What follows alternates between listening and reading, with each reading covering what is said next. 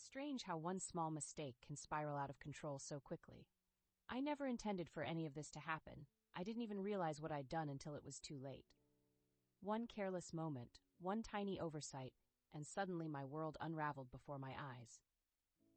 This isn't just about losing trust or damaging reputations.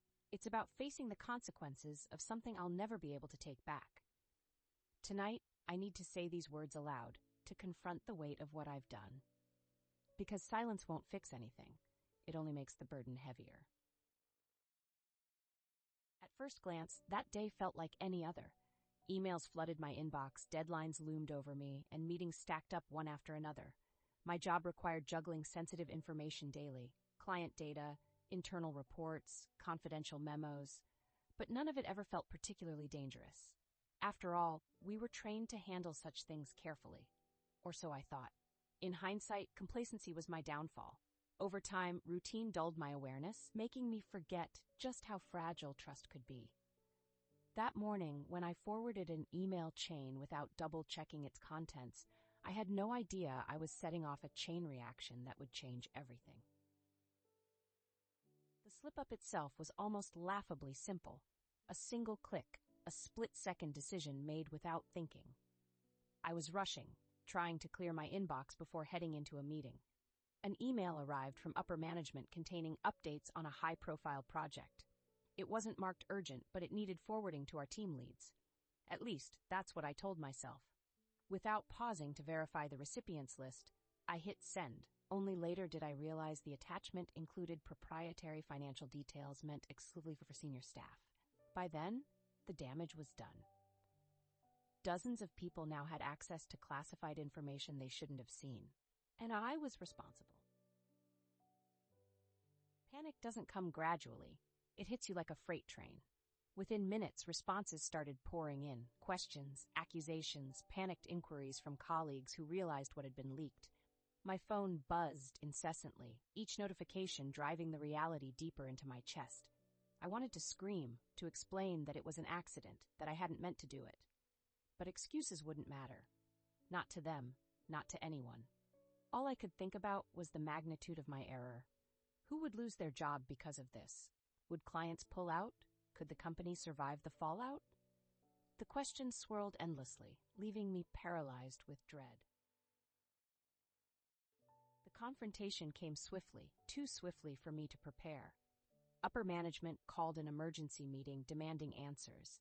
Standing in that conference room, surrounded by judgmental stares, I felt smaller than I ever had before. They grilled me relentlessly, asking why I hadn't followed protocol, why I hadn't triple-checked the recipients list, why I hadn't flagged the email for review. Each question sliced through me, exposing my carelessness. When I tried to explain, my voice faltered, betraying the fear gripping me. Their disappointment was palpable, and worse still, I couldn't blame them.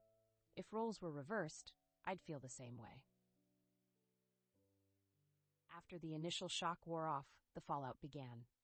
Trust evaporated overnight, replaced by suspicion and resentment. Coworkers whispered behind my back, blaming me for jeopardizing their hard work and risking the company's future.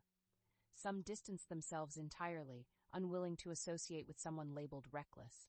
Others confronted me directly, venting their frustrations without restraint. Even friendships fractured under the strain. Every interaction reminded me of my failure, isolating me further. For the first time, I understood the true cost of breaking trust, not just professionally but personally. I knew I couldn't navigate this alone. Therapy became my lifeline, a safe space to process the shame and guilt consuming me.